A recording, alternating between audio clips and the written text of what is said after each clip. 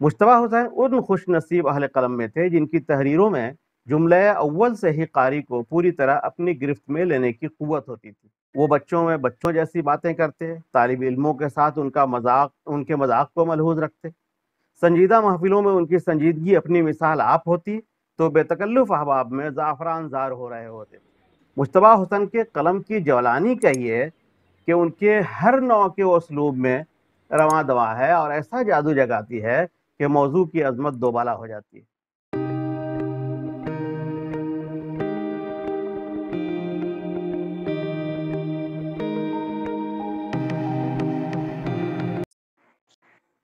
ये बात तकरीबन हर अदब पढ़ने वाला जानता है कि अदब को गैर अदब से जो चीज़ मुमताज़ करती है वो उसलूब है। उसलूब यानी पैराए इजहार, अंदाज़े बयान। यह बात भी दुरुस्त है कि हर सिन्फ और हर मौजू अपना उसलूब खुद लेकर आता है, लेकिन नस्र में दीगर असनाफ मसलन अफसाना, नॉवेल, सवाने वगैरह में कारी को अपनी तरफ मुतवज्जा करने के लिए उसलूब के साथ साथ मवाद और मौजू का भी रोल अहम होता है कि पढ़ने वाला उसलूब से मुतासिर ना हो सके तो कहानी, वाक़या और बयान उसका दामन थाम लेते हैं। मगर तंज़ो मज़ाह, इंशाइया या कॉलम जैसी गैर अफ़सानी असनाफ़ की मकबूलियत का मुकम्मल दारोमदार साहिब कलम के उसलूब और अंदाज़े बयान पर ही होता है। उसलूब बयान पुरकशिश हुआ तो इब्तदाई सत्रों से ही कारी उसकी गिरफ्त में आ जाता है, और अगर ना हुआ तो कारी फ़ौरन कॉलम छोड़कर खबरों की तरफ मुतवज्जा हो जाता है। मुश्तबा हुसैन उन खुश नसीब अहल कलम में थे जिनकी तहरीरों में जुमले अव्वल से ही कारी को पूरी तरह अपनी गिरफ्त में लेने की कुव्वत होती थी। दरअसल मुश्तबा हुसैन का उसलूब ऐसा बहता दरिया है जिसकी रवानी में कारी गैर महसूस तौर पर बहता चला जाता है। उनकी जंबील में तंजो मजाह के वो सारे हरबे मौजूद हैं जिन्हें हस्बे मौका बखूबी इस्तेमाल करने का वो हुनर जानते हैं। मुश्तबा हुसैन मुतनव्वो और पहलूदार शख्सियत के मालिक थे। वो बच्चों में बच्चों जैसी बातें करते, तालिब इल्मों के साथ उनके मजाक को मलहूज रखते, संजीदा महफिलों में उनकी संजीदगी अपनी मिसाल आप होती तो बेतकल्लुफ अहबाब में ज़ाफ़रान ज़ार हो रहे होते थे। मुश्तबा हुसैन का उसलूब भी उनकी शख्सियत है, इसलिए उनकी तहरीरों में उसलूब के कई रंग मिलते हैं। किसी जगह हिल्म, वक़ार और तदब्बुर है, तो कहीं तंज़ में तबस्सुम, ज़ेर लब की कैफियत और मानाखेज़ शोख़ी, कभी मज़ाह में मुस्कुराहट और फ़िक़्रेबाज़ी, तो कभी मतानत आमेज़ कहक़हा। मुश्तबा हुसैन के कलम की जवलानी कहिए कि उनके हर नौ के उसलूब में रवां दवा है और ऐसा जादू जगाती है कि मौज़ू की अज़मत दोबाला हो जाती है। उसलूब की तश्कील में ज़बान बयान पर कुदरत का बड़ा अहम रोल होता है। साहिब उसलूब नस्र निगार न सिर्फ नफ्स मज़मून से पूरी तरह वाकिफ होता है, बल्कि ज़बान बयान की बारीकियों पर भी नज़र रखता है कि मौजू और उसलूब हम आहंग हो जाएं। मुश्तबा हुसैन न सिर्फ ये कि नफ्स मज़मून से कमा हक़्क़हू वाकिफ रहते हैं, बल्कि लफ्ज़ों के अच्छे नब्बाज और रमज़ शनास भी हैं। उनके यहाँ मज़मून की लालाकारी बड़ी हद तक लफ्ज़ों के हुस्न और फ़िक्रों की जादूगरी की रही न मिन्नत है। वो लफ्ज़ों की नफ्सियात और उनके मिजाज से एक माहिर तबीब की तरह आगाह होते हैं, और अल्फाज से यूं बेतकल्लुफ़ होते हैं कि उनकी बनावट भी सादगी मालूम होती है। उन्हें जो कुछ कहना होता है बड़ी आसानी से कह गुजरते हैं। बात बड़ी और कड़ी होती है, लेकिन कारी को ये एहसास होता है कि लिखने वाले ने गौर व फिक्र और तकल्लुफ़ से शायद ही काम लिया होगा। मसलन ये जुमले देखिए, जब आदमी का पेट भरा हो तो वो आर्ट और कल्चर की तरफ राग़िब हो जाता है। अच्छा शेर और बुरा वक्त पूछ कर नहीं आते। यह छोटे आदमी का बड़ापन बड़ा खोखला होता है। मुश्तबा हुसैन किसी बात या किसी चीज के लिए मुरव्वज लफ्ज को छोड़कर नया लफ्ज इख्तरा कर लेने या कोई नई तरकीब वजह कर लेने में भी माहिर माहिर है। मसलन सर बकफ की तरह बर्श बकफ कह देना, कहीं आंखें चार होना मुहावरे की जगह आंखें तीन होना, उम्र छुपाने वाले को उम्र चोर का खिताब दे देना, लफ्ज गसीला की जगह झट खफा इजाद कर लेना, ज़रूरत शेरी की तरह ज़रूरत प्रोफेसरी और ज़रूरत मौसीकी जैसी तरकीबें वज़ा कर लेना, यहाँ तक कि एस्ट्रे को बहस पैमा बना देना मुश्तबा हुसैन का वो कारनामा है जो कारी को गैर मुतवक्का तौर पर चौंका देता है। चौंकाना भी उनका एक खास अमल है। साक़ी फारूकी के बारे में लिखते हैं, कोट, साक़ी फारूकी 2-3 वर्षों के वक्फा से एक बार अपनी जड़ों की तलाश में हिंदुस्तान आते हैं। उन्हें जड़ें मिलती हैं या नहीं ये हम नहीं जानते, अलबत्ता हिंदुस्तान में उनके साथ कुछ जड़ी बूटियों को हमने ज़रूर देखा है। अनकोट। قاری کے وہم و گمان میں بھی نہیں ہوتا کہ ساقی فاروقی کے تلاش خاندان کے ضمن میں جڑی بوٹیوں کا طنزیہ استعمال بھی ہو سکتا ہے۔ ندرت پیدا کرنا اور قاری کو چونکانا مصطفیٰ حسین کا امتیازی وصف ہے۔ اردو میں مزاح نگاری کے دو پیرائے اسالیب پائے جاتے ہیں، ایک وہ جس میں واقعات کے سہارے مزاح پیدا کیا جاتا ہے، یعنی حسن بیان پر زیادہ اور لطف زبان پر کم توجہ دی جاتی ہے، اور دوسرا پیرائے اسلوب وہ ہے جس میں واقعات کے بجائے مزاح نگار الفاظ سے کھیلتا ہے اور زبان کے مخصوص استعمال سے مزاح پیدا کرتا ہے۔ مجتبیٰ حسین ان دونوں اسالیب اظہار سے کام لیتے ہیں۔ سفرناموں اور خاکوں میں زیادہ تر وہ واقعات کا کثرت سے استعمال کر کے اس کے مضحک پہلوؤں کو اجاگر کرتے ہیں۔ ان میں مشاہدے کی گہرائی قابل توجہ ہوتی ہے، جو روزمرہ زندگی میں پیش آنے والے معمولی واقعات میں بھی مضحک پہلو ڈھونڈ لیتی ہے۔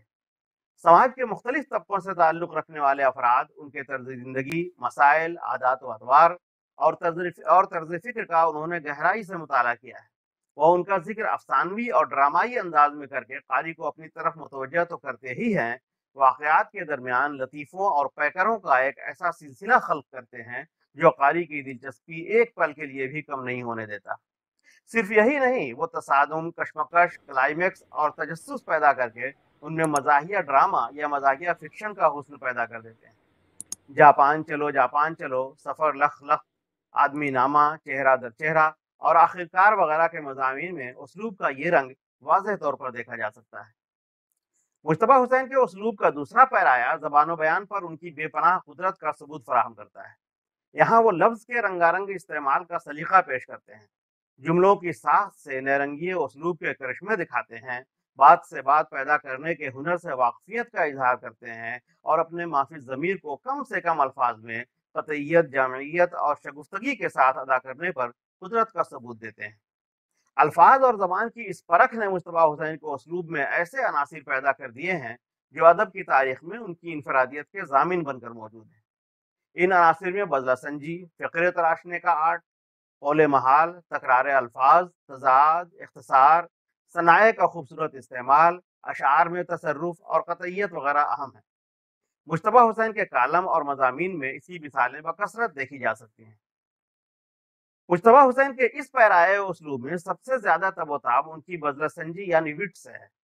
عالم مسرور نے ایک جگہ لکھا ہے کہ مجتبیٰ حسین دراصل وٹ کے مرد میدان یعنی بذلہ سنجی اور ذکاوت کے پیکر ہیں۔ میرے نزدیک وٹ مزاح کا ایک مؤثر آلہ ہے اور اس کی مثالیں مجتبیٰ حسین کے یہاں جا بجا ملتی ہیں۔ آپ بھی چند مثالیں دیکھیے۔ کوٹ: شاعر جب پان کھاتا ہے تو اس کی پیک تھوکتا ہے، اور بعض شاعر تو ایسا فی البدیہہ تھوکتے ہیں کہ ان کے تھوکنے پر بے ساختہ داد دینے کو جی چاہتا ہے۔ انکوٹ۔ دوسرا دیکھیے، علامہ کے کلام کی واحد خصوصیت یہ تھی کہ اس میں ترنم کے سوائے کچھ نہ تھا۔ اگر ان کے کلام سے ترنم کو نکال دیا جائے تو کلام میں تخلص کے سوا کچھ باقی نہیں بچ جاتا۔ انکوٹ۔ بذلہ سنجی کسی شے کو کسی اور شے سے مماثل یا متضاد قرار دے کر مزاح اور ہنسی کو متحرک کرنے کا کام آتی ہے۔ مجتبیٰ حسین کے یہاں بھی یہی بات ملتی ہے۔ ان کے ہر مضمون میں دو چار فقرے ایسے ضرور ملیں گے جو بذلہ سنجی کا اعلیٰ نمونہ یا حاصل مضمون کہے جا سکتے ہیں۔ کبھی کبھی تو مجتبیٰ حسین صرف ایک لفظ کی ہیر پھیر سے پورے مضمون کو مزاح کے رنگ میں ڈبو دیتے ہیں۔ ان کے سفرنامہ جاپان چلو کا باب یونیسکو کی چھتری یاد کیجیے، یہ محض ایک لفظ چھتری سے مزاح کا عمدہ نمونہ بن گیا ہے۔ مزاح سے یاد آیا کہ پروفیسر مظفر حنفی نے کہیں لکھا ہے کہ مجتبیٰ حسین مزاح عمدہ لکھتے ہیں مگر طنز سے بہت کم واسطہ رکھتے ہیں۔ میرا خیال ہے کہ یہ رائے سرسری مطالعے کا نتیجہ ہے یا مجتبیٰ حسین کی اولین تحریروں کو پڑھ کر قائم کی گئی ہے۔ مجتبیٰ حسین کی کالم نگاری کے دور اول میں مزاح کے عناصر یقیناً زیادہ تھے، مگر انہوں نے جب کالم نگاری کا دوسرا دور سیاست میں شروع کیا، اس کے بعد ان کی تحریروں میں طنز کی زہرناکی شدت کے ساتھ پائی گئی ہے۔ سندھ باد جہازی کا سفرنامہ، ہوٹل شبانہ، ڈائریکٹر کا کتا، مشاعرے اور مجرے کا فرق، مرزا غالب کی پریس کانفرنس، تعزیتی جلسے اور علامہ نارسا کی وفات مسرت آیات پر وغیرہ کو بھی پڑھ جائیے تو آپ کو مجتبیٰ حسین کے مزاح میں طنز کی شدت کا احساس شدت کے ساتھ ہوگا۔ ان کے قلم کی کاٹ، ان کی گہری بصیرت اور سماج کو بدلنے کے لیے ان کی بیتابی کا مظہر ہے۔ ان کے مزاح میں طنز کے گہرے نشتر ہیں، اور نشتروں کے آر پار دیکھا جائے تو اصلاح معاشرہ کی خواہش اپنی پوری شدت کے ساتھ موجود نظر آتی ہے۔ مثلا یہ جملے دیکھیے۔ کوٹ: फी ज़माना उसूलों को तोड़ना ही सबसे अच्छा उसूल समझा जाता है, बल्कि जो शख्स उसूलों को नहीं तोड़ता, लोग उसे ही तोड़ कर रख देते हैं। महंगाई का यह आलम है कि इस शहर में अपने सिवा कोई और चीज़ सस्ती नज़र नहीं आती। अनकोट। मुज्तबा हुसैन ने अपने उसलूब को हर तरह की मस्खरापानी और फक्कड़पन से पाको साफ रखा है। उन्होंने न सुखियाना अल्फाज इस्तेमाल किए हैं और न आमियाना तअस्सुरात व मुशाहिदात को पेश किया है। अगर कोई नागवार लफ्ज लिखना भी हो तो इस अंदाज में लिखते हैं कि अहानत या कराहियत का शुबा तक नहीं होता। अच्छे मज़ाह निगार के लिए लफ्जों के इस्तेमाल के इस हुनर से वाकिफ होना जरूरी है। इस्मत चुगताई ने अपने भाई के लिए लफ्ज दोज़खी लिखा था, मगर इस तरह के दोज़खी अजीम बेग चुगताई के लिए एहानत के बजाय मोहब्बत का इस्तारा बन गया और कारी को उस दोज़खी से प्यार हो गया। मुश्तबा हुसैन ने भी इस फनकारी का मुजाहरा किया है। देखिए वो अपने हम असर फिक्र तौंसवी के गंवारपन का जिक्र किस खूबसूरती से कर रहे हैं। कोट। मैंने फिक्र को जिस कदर करीब से देखा, उससे यही अंदाजा लगाया कि उससे इस बड़े तंजनगार के अंदर एक मासूम गंवार बैठा है। ये गंवार उन्हें अपने घर के खूबसूरत सोफा पर उकड़ू बैठवाता है। यही गंवार उनके कान में सिगरेट का जला टुकड़ा रखवाता है। यही गंवार उन्हें चाय की प्याली में सिगरेट की राख झाड़ने पर मजबूर करता है। और तो और यही गंवार उनसे रेफ्रिजरेटर में बदनाम किताब के नुस्खे रखवाता है। अनकोट। देखिए गंवार को गंवार कहना हमारे लिए कितना मुश्किल काम है, मगर मुश्तबा हुसैन ने इस फनकारी के साथ इस लफ्ज का इस्तेमाल किया है कि कारी पर इस लफ्ज का मनफी असर पड़ता ही नहीं है, बल्कि उसे फिक्र तौंसवी की मासूमियत से मोहब्बत हो जाती है। अच्छी मज़ाहिया नसर का उसलूब तशबीहात और इस्तिआरात या सनाए के बगैर वजूद में नहीं आ सकता। मेरा ख्याल है कि शायरी के साथ इस लफ्ज का इस्तेमाल किया है कि कारी पर इस लफ्ज का मनफी असर पड़ता ही नहीं है, बल्कि उसे फिक्र तौंसवी की मासूमियत से मोहब्बत हो जाती है। अच्छी मज़ाहिया नसर का उसलूब तशबीहात और इस्तिआरात या सनाए के बगैर वजूद में नहीं आ सकता।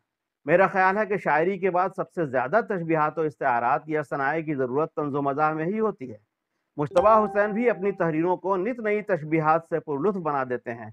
वो कभी यकसतरी तशबीहात से काम लेते हैं, जैसे ताज़ियत जलसे अचानक यूं मुनक्किद होते हैं जैसे आसमान पर यकायक कौसे क़ज़ा निकल आती। उन्होंने मुझे इस तरह मुसाफा किया जैसे बिजली के तार को छूने जा रहे हैं। और कभी कभी तशबीह को इतना फैला देते हैं कि वो तमसील बन जाती है। मसलन ये इक़्तिबास देखिए। कोट। हम ज़ाती तौर पर नए साल की खुशी इसलिए नहीं मनाते कि नया साल आ गया है, बल्कि खुशी इसलिए मनाते हैं कि पुराना साल गुजर गया और हम नहीं गुजरे। तब हम पुराने साल की तरफ इस तरह हक़ारत की नज़र डालते हैं जैसे कुश्तियों के दंगल में फतह पाने के बाद कोई पहलवान हारे हुए पहलवान की तरफ फातहाना नज़र डालता है।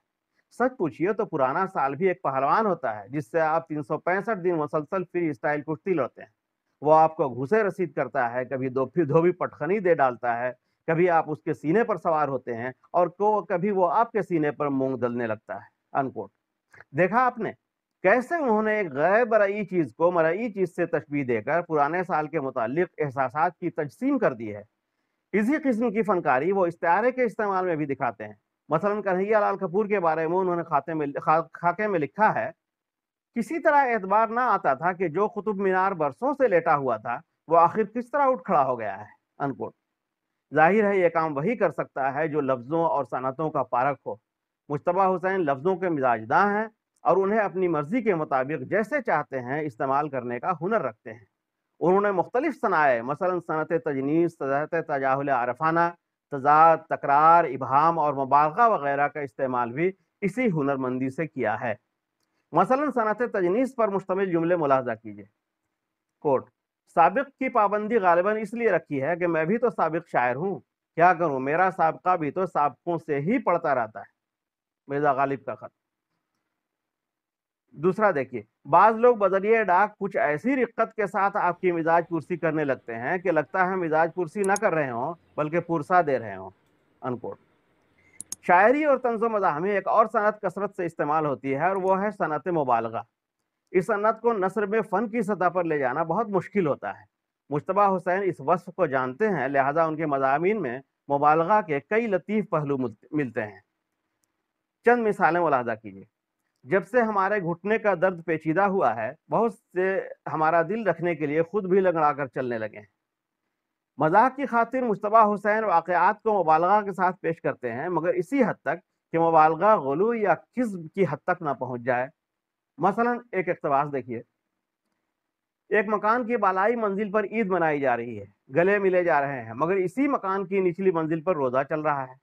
استدلال اس خصوص میں یہ پیش کیا جا سکتا ہے کہ صاحب بالائی منزل چونکہ اونچائی پر واقع ہے، اس لیے بالائی منزل والوں کو کل ہی چاند نظر آ گیا تھا، اور نچلی منزل چونکہ بہت نیچے واقع ہے، اس لیے نچلی منزل والوں کو آج چاند نظر آئے گا، انکوٹ۔ رویت حلال کے تعلق سے اس مبالغے میں کس قدر طنز چھپا ہوا ہے، اس کا اندازہ لگایا جا سکتا ہے۔ مجتبیٰ حسین لفظوں سے کھیلنے کے ماہر ہیں۔ کبھی کبھی وہ تکرار الفاظ سے نہ صرف بیان میں شدت پیدا کر دیتے ہیں بلکہ معنی کی کئی جہتیں پیدا کر دیتے ہیں۔ حالانکہ پروفیسر بیگ احساس نے کہیں کہیں تکرار الفاظ کو عیب بھی قرار دیا ہے، اور مثال میں ایک اقتباس پیش کیا ہے جس میں ڈبہ اور ڈبیا کی تکرار انہیں ناگوار گزرتی ہے، مگر مجھے مجتبیٰ حسین کے تحریروں میں یہ عیب خال خال ہی نظر آیا۔ اکثر و بیشتر جگہوں پر صنعت تکرار کو انہوں نے اسلوب میں دلکشی اور طنز یا مزاح میں تیکھا پن پیدا کرنے کا حربہ بنایا ہے۔ مثلا یہ اقتباس دیکھیے، کوٹ: ہم نے کہا بیگم، ہم تمہاری بات سے 100% متفق ہیں، ہمارا جی بھی یہی چاہتا ہے کہ قدرت ہم سے ہماری بصارت چھین لے۔ ہم نے سچ مچ دنیا بہت دیکھ لی ہے، ایک زمانہ تھا جب تمہیں دیکھتے تو دیکھتے رہ جاتے تھے، اب تمہیں دیکھنے کا لطف بھی جاتا رہا۔ دوستوں کی کرم فرمائیاں دیکھیں، حالات کی بے مہری دیکھی، اب اس دنیا میں دیکھنے کو باقی کیا بچا ہے؟ اپنا انجام دیکھنا ہے سو وہ ہم نہیں دیکھتے، تم دیکھ لو، تمہاری آنکھیں بھی تو ہماری آنکھیں ہیں، انکوٹ۔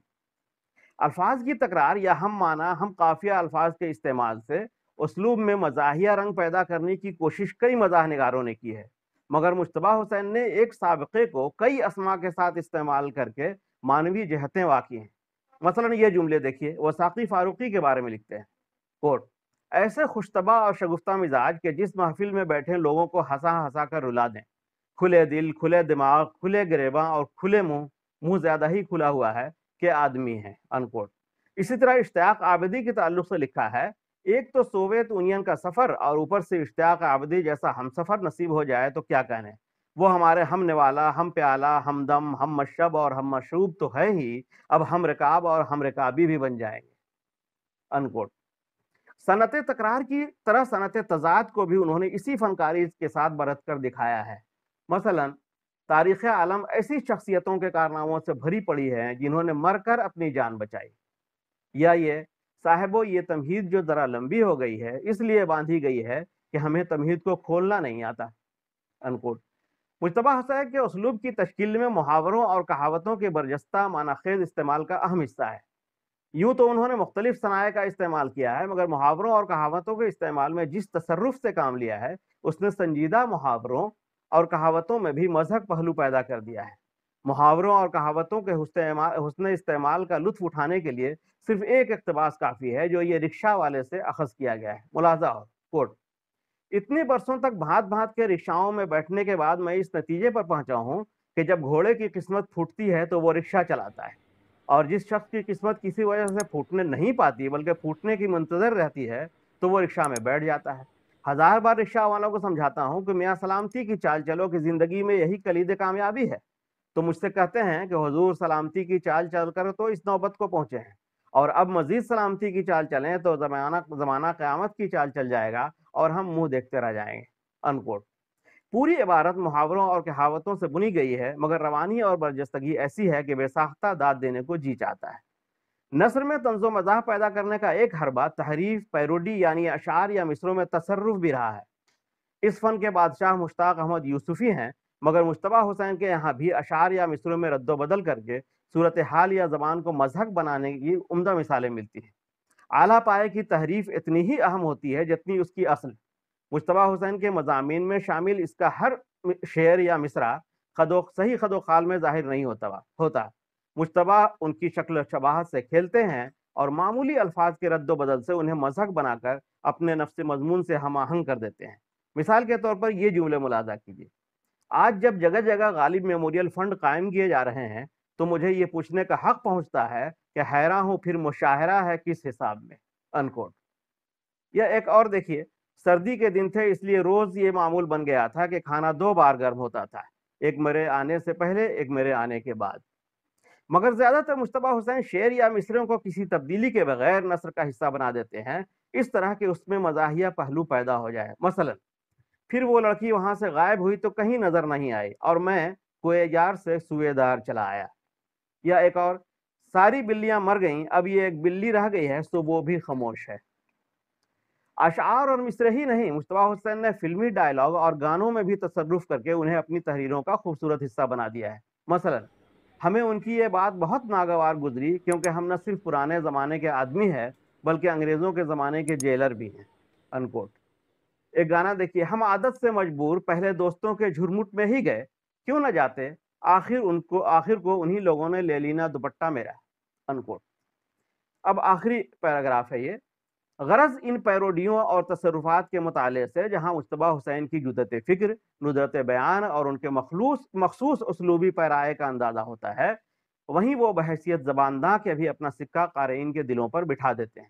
اسلوب مجتبیٰ کے دیگر عناصر مثلا فقرہ بازی، قول محال، تکرار، تضاد، مبالغہ، ترکیب سازی، تشبیہات و استعارات کی نیرنگی وغیرہ دیکھ کر یہ کہا جا سکتا ہے کہ زبان کا اتنا بھرپور، برجستہ اور تخلیقی استعمال آسان کام نہیں ہے۔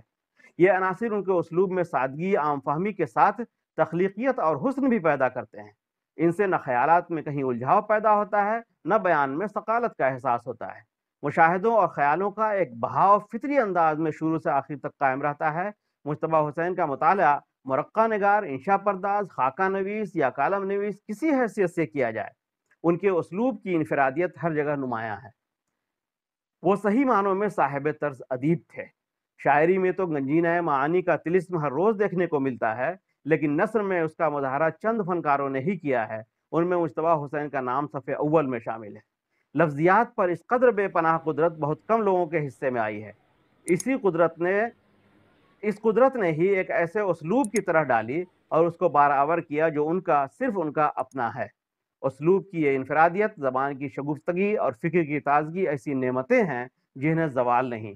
انہی کی بدولت ادبی معیار و مباحث کی ہزارہا تبدیلیوں کے باوجود ہمیشہ مجتبیٰ حسین زندہ اور تابندہ رہیں گے۔ بقول مجروح سلطان پوری، میرے پیچھے یہ تو محال ہے کہ زمانہ گرم سفر نہ ہو، میرے پیچھے یہ تو محال ہے کہ زمانہ گرم سفر نہ ہو، نہیں ہے میرا کوئی نقش پا کہ دلیل راہ گزر نہ ہو۔ بہت بہت شکریہ۔